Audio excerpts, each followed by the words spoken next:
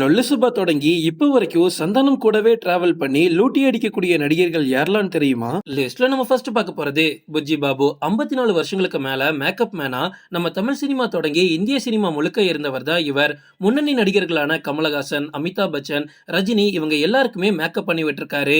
இவங்களோட யங் ஸ்டேஜ்ல புஜ்ஜி பாபு தான் உங்களுக்கு மேக்கப் மேனா வேலையே பார்த்திருக்காரு. அதே சமயம் சினிமாவிலேயே ஒரு நகைச்சுவை நடிகரா தோன்றி நம்ம எல்லாரையும் வயிறு குலுங்க சிரிக்க வச்சிருக்காரு.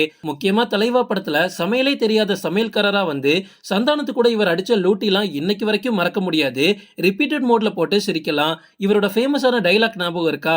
டாக்டர் கிட்டையும் வக்கீல் கிட்டையும் பொய் சொல்லக்கூடாது, ஆனா டாக்டரும் வக்கீலும் பொய் சொல்லலாம். லிஸ்ட்ல நம்ம அடுத்து பார்க்க போறது லொல்லு சபா சோமிநாதன்.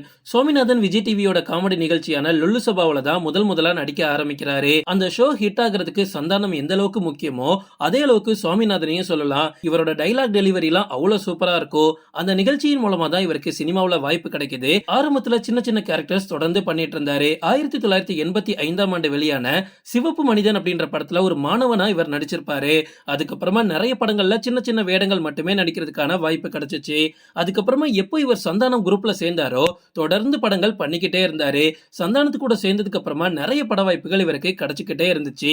அதுலயும் சந்தானம் ஹீரோவா நடிச்ச சக்க போடு போடு ராஜா படத்துல சந்தானத்தோட மாமாவா வந்து கலக்கிருப்பாரு. 12 வருஷம் கழிச்சு மதகஜ ராஜா படம் ரிலீஸ் ஆயிருக்கு. அதுல சுவாமிநாதன் எவ்வளவு சூப்பரா பண்ணியிருந்தாரு பாத்தீங்களா? லிஸ்ட்ல நம்ம அடுத்து பார்க்க போறது லொல்லு சபா மாறன். மாறனோட லைஃப் இன்னைக்கு இவ்வளவு மாறினதுக்கு காரணம் சந்தானம் தான். சந்தானத்தோட காமெடி இந்த அளவுக்கு இன்னைக்கு ஒர்க் அவுட் ஆகிறதுக்கு காரணமும் மாறன் தான். காமெடி பஜார், லொல்லு சபா இந்த மாதிரி 2 நிகழ்ச்சியின் மூலமா ஃபேமஸ் ஆனவர் தான் லொல்லு சபா மாறன். அதுக்கப்புறமாவும் சினிமாவில் நடிக்கக்கூடிய வாய்ப்பெல்லாம் இவருக்கு பெருசா கிடைக்கல. அப்பப்போ ஏதாவது ஒரு படத்துல வந்துட்டு போவாரு. ஸ்டன் நம்பர் 1 அப்படின்ற படத்துல ஒரு துணை நடிகரா நடிக்கக்கூடிய வாய்ப்பு இவருக்கு கிடைச்சிச்சு. பட் சந்தானத்து கூட சக்க போடு போடு ராஜா படத்துல சந்தானத்தோட கேங்ல இணையறதுக்கான வாய்ப்பு இவருக்கு கிடைக்குது. அதுக்கப்புறமா சந்தானம் ஹீரோவா நடிச்ச ஒவ்வொரு படத்துலயும் இவர் இருந்திருக்காரு. திலுக்கு திட்டு 2 படத்துல மைக் மாறன் அப்படின்ற கேரக்டர், பிஸ்கோத் படத்துல ஆம்புலன்ஸ் ஓட்டுநரா, பாரிஸ் ஜெயராஜ் படத்துல வெங்கட்டோட மாமாவா, டிக்கிலோனா படத்துல குமார் அப்படின்ற கேரக்டர், சபாபதி படத்துல திருடனா, இப்படி சந்தானம் என்னென்ன படங்கள் நடிச்சாரோ அது எல்லாத்துலயும் மாறனுக்கு வாய்ப்பு கொடுத்தாரு. சந்தானம் போடக்கூடிய ஒவ்வொரு கவுண்டருக்கு மாறனுமே எதிர் கவுண்டர் போட்டு சூப்பரா பண்ணிருப்பாங்க. லிஸ்ட்ல நம்ம அடுத்து பார்க்க போறது மொட்டை மனோகர். பழம்பெரும் நாடகம் மற்றும் திரைப்பட நடிகரான இவர் இதுவரைக்கும் 200 படங்களுக்கு மேல நடிச்சிருக்காருன்னு சொன்னா உங்களால நம்ப முடியுமா? மனோகருக்கு ஹேட்டரே கிடையாதுங்க. அந்த அளவுக்கு ஒரு தங்கமான மனுஷன்.